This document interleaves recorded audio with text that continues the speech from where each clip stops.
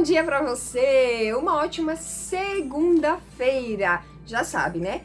Quero você com a sua lição na mão, acompanhando o estudo de hoje, que tem como título Paulo no Areópago. Paulo, ele recebeu uma missão de Deus, que era o quê? Ele tinha que pregar o evangelho em qualquer lugar que ele fosse.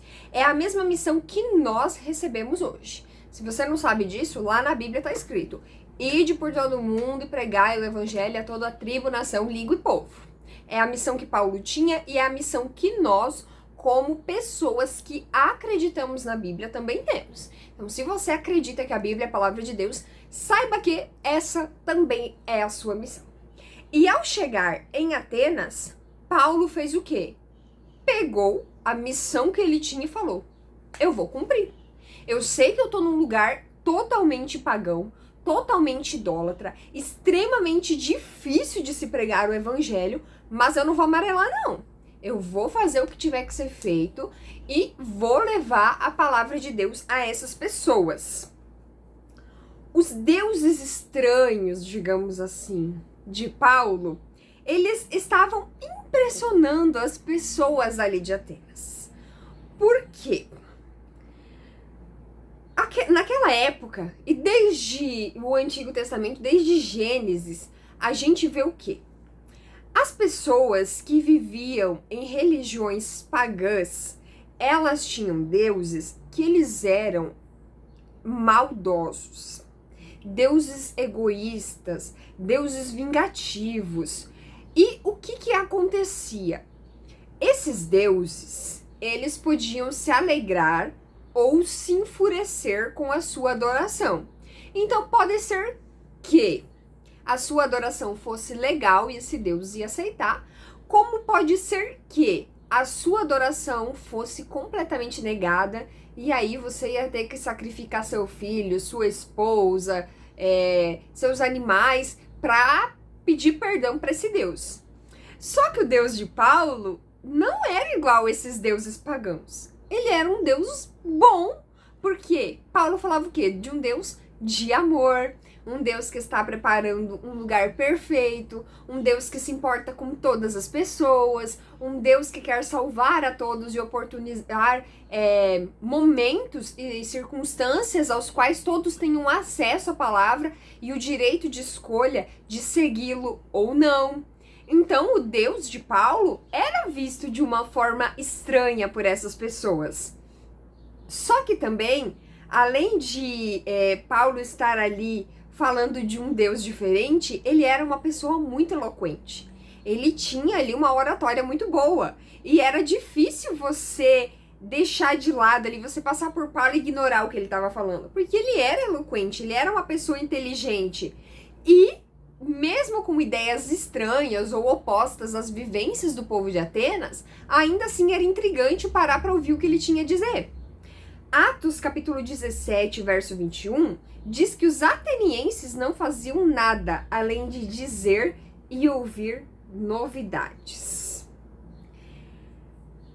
Aí talvez você me pergunte assim: então isso quer dizer o quê? Quer dizer, o pessoal aí ele tava parado, inerte, mediante a pregação de Paulo.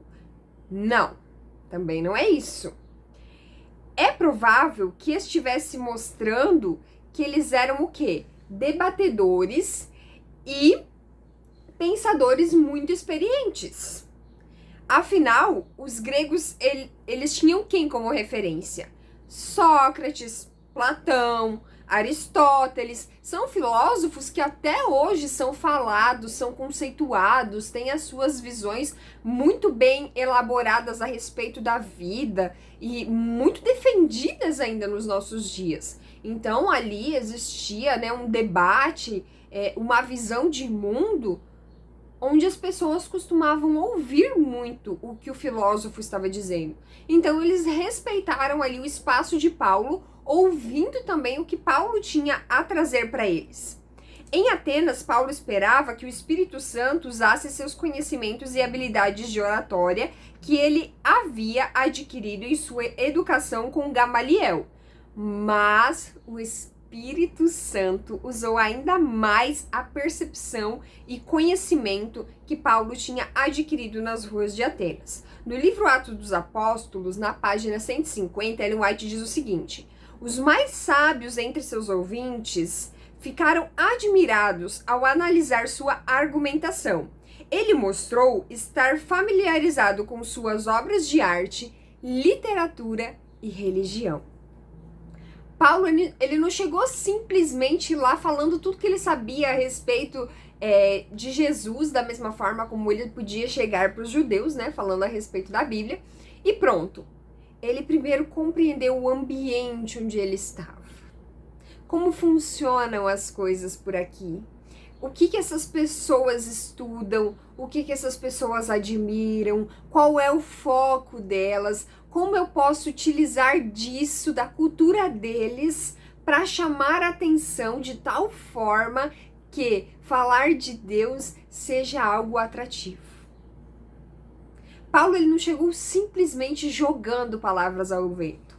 Paulo, com muita sabedoria, ele observou o lugar que ele estava, ele analisou a cultura daquele lugar, a forma como as pessoas viviam, analisou o quê? Obra de arte, literatura, hábitos religiosos, e a partir disso, então, Paulo começou a sua pregação, sempre respeitando a forma como o pessoal de Atenas vivia. Olha quanta sabedoria! E tudo isso nós sabemos graças ao Espírito Santo, que capacitava a Paulo, que usava a Paulo, que dava a ele discernimento para fazer as coisas da melhor maneira possível. Eu espero você aqui amanhã para nós darmos continuidade na nossa semana de estudos, mas não esqueça de compartilhar esse vídeo com a galera lá da sua classe.